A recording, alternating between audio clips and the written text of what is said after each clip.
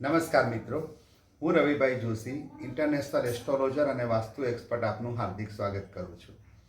મિત્રો, આપણા સનાતન ધર્મની અંદર 16 સંસ્કારોનું મહત્ત્વ છે અને આ 16 સંસ્કારોમાં લગ્નનો સંસ્કાર પણ આવે છે. આ લગ્નના સંસ્કારમાં આપણે જે પણ વિધિ વિધાન કરીએ છીએ તેનું ચોક્કસ અને તાર્કિક મહત્ત્વ રહેલું હોય છે અને એમાં પણ સવિશેષ લગ્ન પહેલાં આપણે ગ્રહ શાંતિ કરાવતા હોઈએ છીએ. તો શા માટે ગ્રહ શાંતિ કરાવવી જોઈએ, શું છે ગ્રહ શાંતિનું મહત્ત્વ, એના વિશે આપણે આજના વિડીયોમાં ચર્ચા કરીશું. મિત્રો, આપણા સનાતન ધર્મમાં જ્યોતિષશાસ્ત્ર, વાસ્તુશાસ્ત્ર, અંકશાસ્ત્ર આવા વિવિધ પ્રકારના શાસ્ત્રો જે ભવિષ્ય વેદતા છે અને ભવિષ્યમાં થનારી કોઈપણ ઘટનાને રાહત કઈ રીતે મેળવી શકાય છે તેના વિશે એમાં વિવિધ પ્રકારના મંત્રો, ઉપચારો, યજ્ઞ, યંત્ર, વિવિધ પ્રકારના ઉપાયો વર્ણવવામાં આવેલા છે. આ બધા જે ઉપાયો છે તેની અંદર એક છે ગ્રહ શાંતિ, એટલે કે 9 ગ્રહોની આપણે શાંતિ કરાવવાની હોય છે. મિત્રો, આપણે સૌ જાણીએ છીએ કે લગ્ન પહેલાં આપણે ગુણ મેળાપક કરાવતા હોઈએ છીએ, કુંડળી મેળાપક કરાવતા હોઈએ છીએ અને આપણા જ્યોતિષ શાસ્ત્રની અંદર 9 ગ્રહોનું મહત્વ રહેલું છે. તો આ 9 ગ્રહો કોઈની પણ કુંડળીમાં ક્યારે પોઝિટિવ પણ નથી હોતા અને ક્યારે 9 ગ્રહો નેગેટિવ પણ નથી હોતા.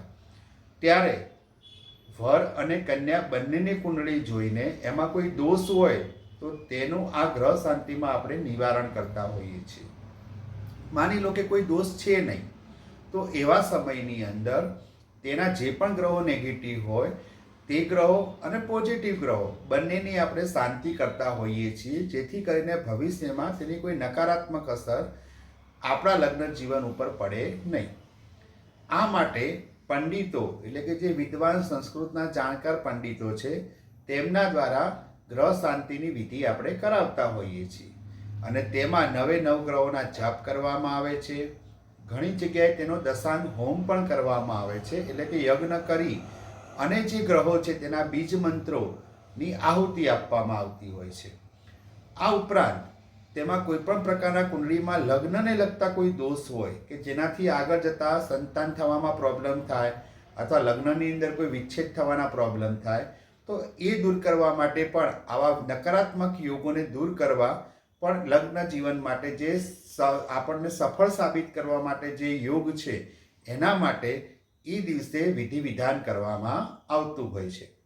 તો મિત્રો, આ રીતે ગ્રહ શાંતિ તે લગ્નની વિધિ શરૂ કરતા પહેલાં કરાવવી જોઈએ, જેથી કરીને આપણું આગામી જે લગ્ન જીવન છે એ સુખાકારી ભર્યું બને, સમૃદ્ધ બને અને કોઈ દોષ હોય તો એને આપણે દૂર કરી શકીએ છીએ. નમસ્કાર.